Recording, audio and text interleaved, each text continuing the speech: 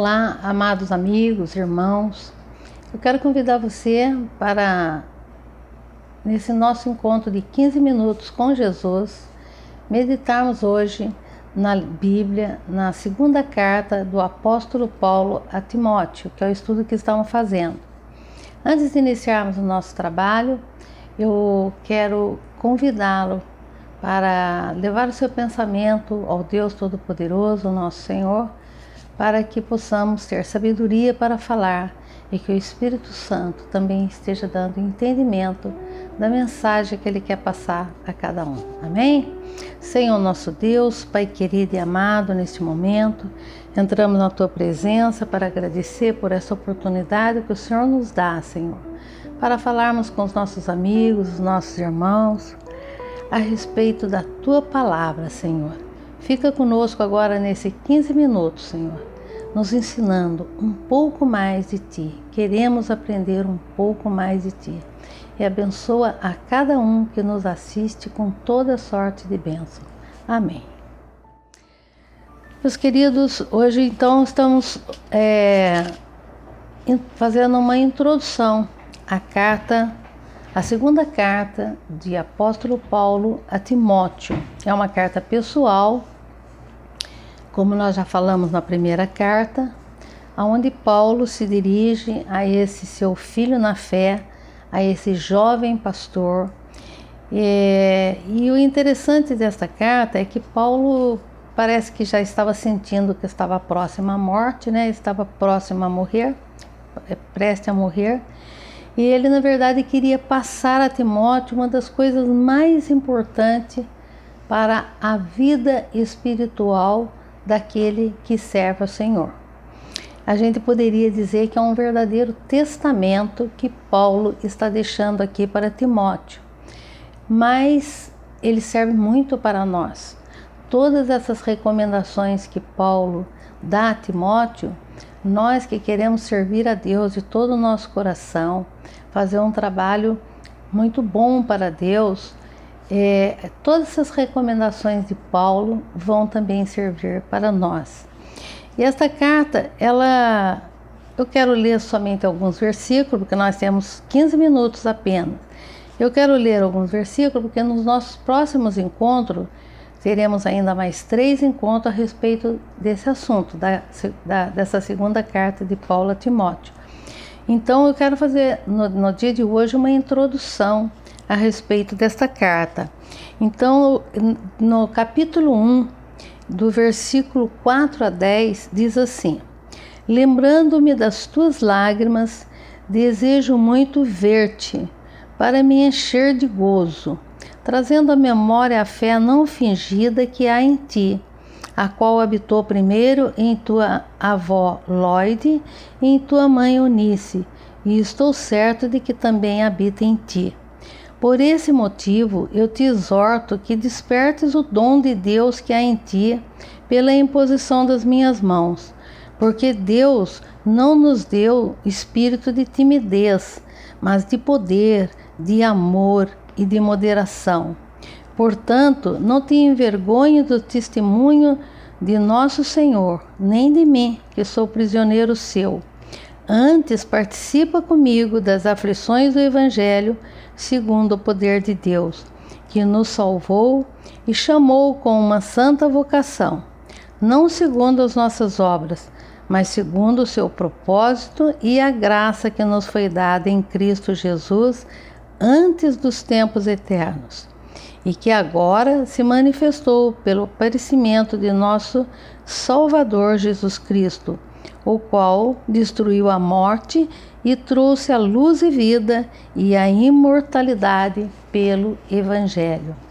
Queridos, então, o versículo 10, que ele diz: E que agora se manifestou pelo aparecimento de nosso Salvador, Cristo Jesus, o qual destruiu a morte, trouxe à luz a vida e a imortalidade do Evangelho. Ele está muito preocupado na nossa condição de sermos verdadeiros testemunhos de nosso Senhor Jesus Cristo, né? Então ele fala da nossa ousadia para testemunharmos. A gente vê que muitas pessoas têm limitações para falar do Evangelho de Nosso Senhor Jesus Cristo, porque é tímido. Tem outras pessoas que têm vergonha de ser dos amigos zombarem e começarem a rejeitar a sua companhia, porque ele se torna um chato, porque ele só fica falando de Jesus. Muitas vezes ele tem receio de ser até perseguido, ignorado ou ainda rejeitado pelas pessoas, e em outras palavras, ele se envergonha de testemunhar Jesus. Mas Jesus diz que aquele que se envergonhar dele aqui na terra, ele também vai se envergonhar lá no céu, diante do Pai, né? Ele também não vai nos reconhecer diante do Pai. Já no capítulo 2, no versículo 11, 13, ele fala assim: fiel é esta palavra, se já morremos com ele, também com ele viveremos. Se perseverarmos com ele, também reinaremos. Se o negarmos, também ele nos negará. Então, e o 13, né? Se somos infiéis, ele permanece fiel, porque não pode negar-se a si mesmo. Então, outra preocupação de Paulo, no sentido de recomendar a postura, a vida de um obreiro, é a fidelidade. Aquele que serve a Deus não pode falhar. Mas ainda que ele falhe, Deus é fiel, ele não falha. Deus nunca vai falhar. Mas o homem sim. A aliança que nós fazemos com Deus, a primeira aliança, por exemplo, ela não deu certo por falha do homem, não é pela falha de Deus, né? Mas Deus tem promessas, Deus é um Deus de promessa, Deus é um Deus de aliança, e Deus por Ele mesmo, Ele não vai negar. Mas nós sim, nós muitas vezes falhamos. Lá no versículo 19 ele diz assim, ainda do capítulo 2: todavia, o firme fundamento de Deus permanece, tendo este selo: o Senhor conhece os que são seus, e qualquer que profere o nome do Senhor, aparte-se da injustiça. O Senhor conhece. Primeiro, o Senhor nos escolhe, Ele nos chama e Ele nos conhece, né? Não adianta, dos homens nós podemos mostrar uma imagem errada, né? As pessoas podem ver no outro homem uma determinada imagem que não é real, mas para Deus não. Deus sonda, esquadrinha a nossa mente, o nosso coração, Ele conhece o nosso pensamento. Deus está em nós, então Deus sabe tudo o que se passa na nossa vida, e como Ele nos escolheu, nós somos propriedade dele, né? Nós somos de Jesus, então Ele quer a nossa fidelidade. E no versículo 3,16 nós vamos ver assim: toda a Escritura é divinamente inspirada e proveitosa para ensinar, para repreender, para corrigir, para instruir em justiça. Olha, amados, se nós conhecemos a palavra, se nós fomos instruídos na palavra de Deus, se nós errarmos, se nós formos infiel a Deus, se nós cometermos pecados, nós estamos conscientes, até porque o Espírito Santo nos convence do pecado. Mas nós temos visto, né, muitas pessoas que diz que foi crente, que agora está desviado. Como pode uma pessoa que conheceu Jesus, que se converteu a Ele, e de repente ele dizer que deixou a Deus? Porque as pessoas deixam Deus, as pessoas abandonam Deus, mas Deus não nos abandona. E Deus está sempre esperando que a gente só invoque o nome dEle, e Ele então vem nos socorrer. Por isso, todo aquele que se diz, sou crente, caí, estou desviado, ele pode até cair sim, mas ele sabe como voltar para Deus, porque ele conhece a Escritura. Se ele conhece a Escritura, porque é um ímpio, ele não tem conhecimento da palavra de Deus, ele não conhece a verdade, ele nem sabe como vir a Deus.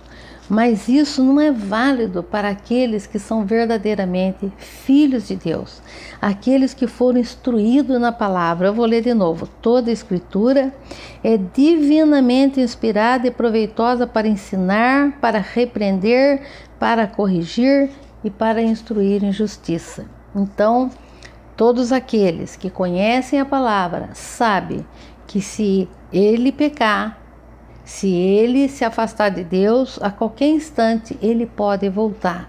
Se ele se arrepender, se ele se invocar o nome do Senhor. No capítulo 4, ele já está agora compartilhando algumas informações concretas e reais, né? Ele já está prevendo a sua morte. Ele sabe que a sua morte estava próxima e ele também estava preso. Então, nós vamos verificar aqui que ele tem preocupações, como um teólogo que Paulo era. Ele tinha muita preocupação, assim como Moisés, quando passou o cajado para Josué, lá em Deuteronômio, ele repete todas as leis para que Josué nunca se esqueça, né, das palavras de Deus. Assim também agora, Paulo está com uma grande preocupação de que, de maneira nenhuma, Timóteo se afaste dos ensinamentos, da sã doutrina. Por quê? Porque haveria muitos falsos profetas ensinando coisas erradas. Então, ele explica para Timóteo, nessa carta, quais são os elementos básicos para uma vida espiritual daquele que serve a Deus. Nós sabemos que para exercer qualquer cargo é necessário determinados requisitos. Agora, se todo cristão deve ter uma vida exemplar, imagine então um líder, e ele deve ser irrepreensível. Por quê? Porque assim nós vamos dificultar vamos dificultar a proliferação dos líderes ou dos mestres falsos que estão colocando coisas erradas no meio do povo de Deus, ensinando coisas erradas. Então ele pede que Timóteo atente para a sã doutrina. Isso serve para nós. Nós não podemos dar ouvido a falsos mestres que estão por aí, mas nós temos que ter como nossa única regra de fé a Bíblia Sagrada, genuína, original. Nós devemos atentar para a palavra de Deus, aquilo que está aqui na Bíblia, e não se deixar levar pelas vãs doutrinas que os homens estão criando, as seitas que estão aparecendo, coisas que estão fazendo para atrair um grande número de pessoas nas igrejas, mas que na verdade não é aquilo que vai salvar ninguém, muito pelo contrário. A pessoa pode até perder a salvação em determinadas religiões. Nós sabemos sim que qualquer servo pode cair, o obreiro pode cair, mas que isso seja raro, que não aconteça isso. Mas se acontecer, ele tem que ser tratado com uma certa severidade, mas sem deixarmos de perdoá-lo, né? Ele tem que ser perdoado. Então ele começa agora a falar com Paulo a respeito da necessidade, falar com Timóteo a respeito da necessidade dele não se afastar da sã doutrina, dele se deter aos pergaminhos, né? Porque naquela época essa Bíblia ainda não estava compilada.